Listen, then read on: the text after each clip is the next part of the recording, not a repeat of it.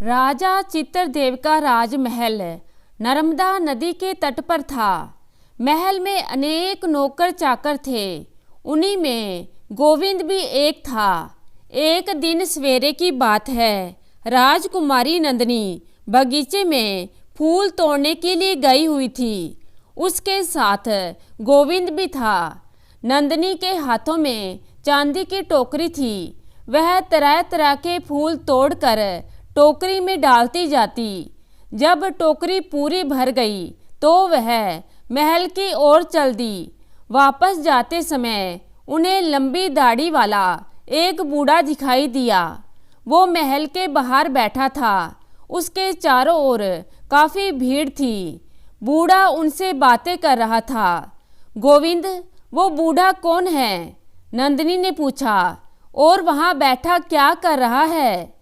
गोविंद ने कहा, मैं अभी पता करके आता हूँ, तब तक आप यहीं रुकिए। ऐसा कहकर वह बूढ़े की ओर चल दिया।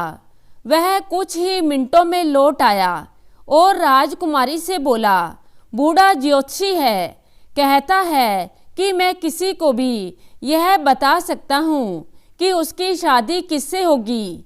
सच? राजकुमारी ने चकित होकर पूछा। कैसी अनोखी बात है, पर बताता कैसे है? वह घास के 2 तिनके लेकर आपस में बांध देता है, गोविंद ने कहा, और कहता है यह विवाह की ब्रह्म गांठ है। तुम फिर बूढ़े के पास जाओ, राजकुमारी ने कहा, और यह पूछकर आओ कि हमारी शादी किससे होगी। राजकुमारी, ऐसा करना बुद्धिमानी नहीं होगी, गोविंद ने कहा। इस तरह ज्योतिषी लोगों को खुश करने के लिए झूठ मूठ की बातें करते फिरते हैं। यह उनका रोजी रोटी कमाने का धंधा है। ऐसे लोगों से बचकर रहने में ही भलाई है। हमने तुम्हारी राय नहीं पूछी, राजकुमारी ने तुनक कर कहा। फौरन जाओ, जो हम कह रहे हैं पूछ कर आओ। अच्छी बात है राजकुमारी, अगर आपकी यही आज्ञा है तो मैं जाकर पूछ कर आता हूँ। गोविंद एक बार फिर बूढ़े के पास गया। राजकुमारी वहीं पर खड़ी उसका इंतजार करती रही। मैं राजमहल से आया हूँ, गोविंद ने कहा, और तुमसे अकेले में बात करना चाहता हूँ ताकि हमारी बात कोई ना सुन सके। बूढ़ा लोगों के बीच में से उठकर गोविंद के साथ एक अलग कोने में चला गया और बोला, क्या पूछना चाहते हो? राजकुमारी नंदिनी यह जानना चाहती हैं कि उनकी शादी किससे होगी, गोविंद ने कहा। बूढ़े ने घास के 2 तिनके उठाए और उनको बांधकर एक गांठ बनाई। कुछ देर तक वह बड़े ही गौर से गांठ को देखता रहा, फिर गोविंद की ओर देखकर मुस्कुराने लगा। राजकुमारी नंदिनी की शादी तुमसे होगी, उस बूढ़े ने कहा। मुझसे? गोविंद भौचक्का होकर बोला। मैं तो उनका नौकर हूँ। तुम्हारी बात गलत है, तुम ही उसके होने वाले पति हो, बूढ़े ने कहा। गोविंद धीरे धीरे भारी कदमों से महल की ओर चल दिया। क्या हुआ? ज्योतिषी ने क्या कहा? नंदिनी ने पूछा। गोविंद ने गंभीर होकर कहा, राजकुमारी, मैंने आपसे पहले ही कहा था, ऐसे ज्योतिषी कभी सच नहीं बता सकते। इस ज्योतिषी ने ऐसी बात बताई है कि मैं आपसे कह ही नहीं सकता। ज्योतिषी ने जो भी कहा है तुम्हें बताना होगा, राजकुमारी ने कहा। मैं नहीं बता सकता, गोविंद ने कहा। उसने ऐसी बुरी बात कही है कि मैं उसे जुबान पर भी नहीं ला सकता। बूढ़े ने जो कहा है तुम्हें बताना होगा, यह मेरा हुक्म है, राजकुमारी ने कहा। अच्छी बात है, गोविंद ने कहा। अगर आपका हुक्म है तो मुझे मानना ही पड़ेगा। ज्योतिषी ने कहा है कि आपकी शादी मुझसे होगी। यह क्या गुस्ताखी है? नंदिनी उस पर बरस पड़ी। मुझसे ऐसी बात करने की तुम्हारी हिम्मत कैसे हुई? गुस्से की मारी राजकुमारी अपना आपा भूल गई। उसने फूलों से भरी चांदी की टोकरी गोविंद के सिर पर दे मारी और मुंह फेर कर पैर पटकती हुई महल की ओर चली गई। चांदी की टोकरी गोविंद के माथे पर टकराई और उसके माथे पर घाव हो गया और खून बहने लगा। राजकुमारी की इस हरकत पर उसे भी गुस्सा आ गया। आप राजकुमारी होंगी तो होंगी। जाती हुई राजकुमारी की ओर देखकर उसने कहा, लेकिन आपको मेरा अपमान करने का कोई हक नहीं।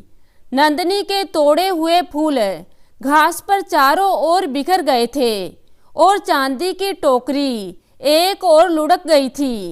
गोविंद ने नीचे झुककर टोकरी उठाई और फाटक से बाहर निकल गया। अब फिर कभी भी इसका मुंह नहीं देखूंगा, उसने घर जाते मन ही मन सोचा। गोविंद ने तय कर लिया कि राजकुमारी के महल में नौकरी करने की बजाय उसे किसी दूसरे देश की यात्रा पर चले जाना चाहिए और वहीं कोई दूसरा काम खोजना चाहिए।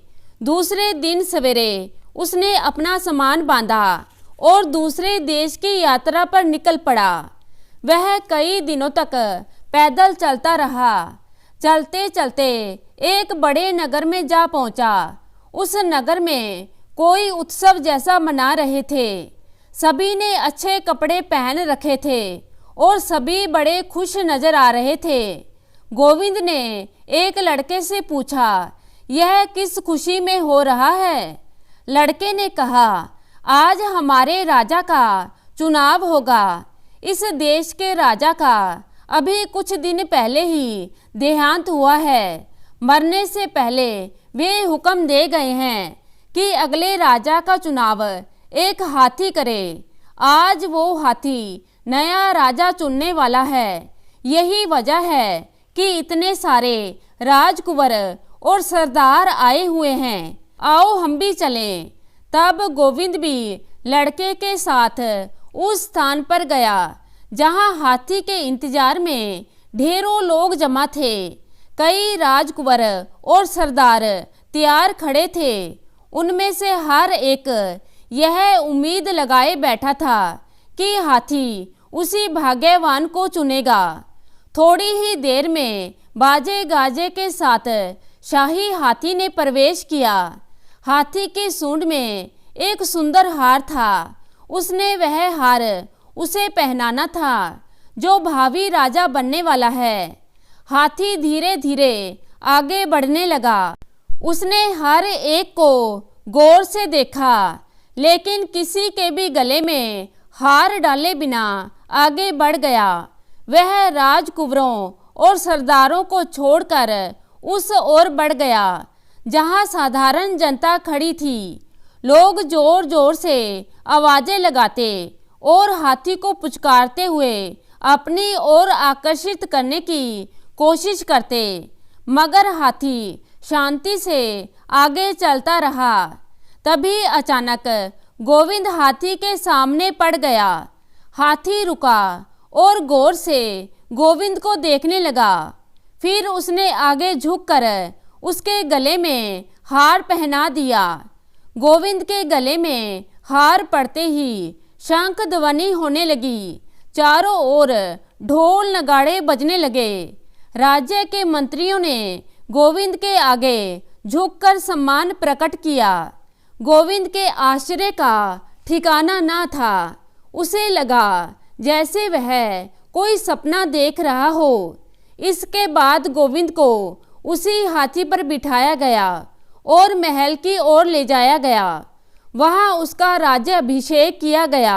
बहुत जल्दी ही एक महान और अच्छे शासक के रूप में उसकी कृति दूर दूर तक फैल गई। गोविंद को राजा बने बहुत दिन हो गए थे। अब उसके विवाह का समय भी आ गया था।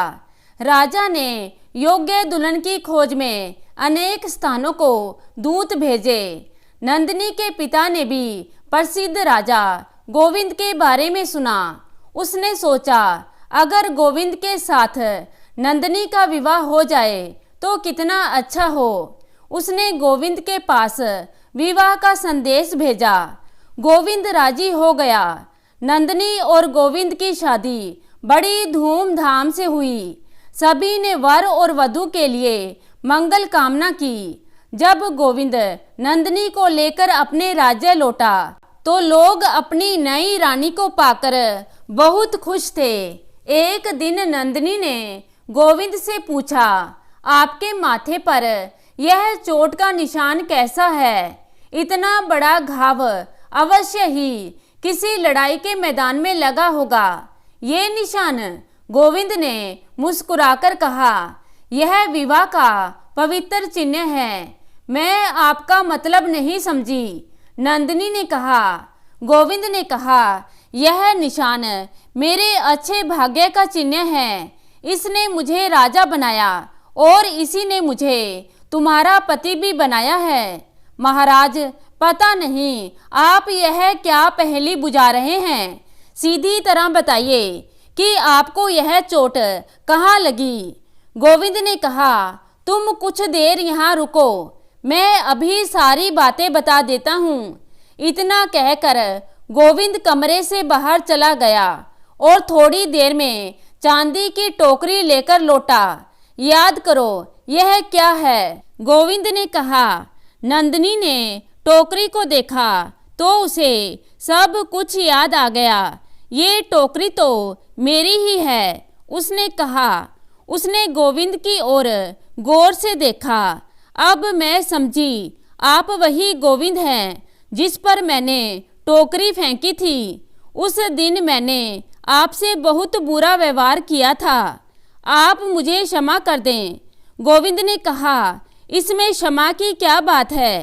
टोकरी फेंकने के लिए मुझे ही तुम्हें धन्यवाद देना चाहिए। धन्यवाद? मुझे क्यों? नंदिनी ने पूछा।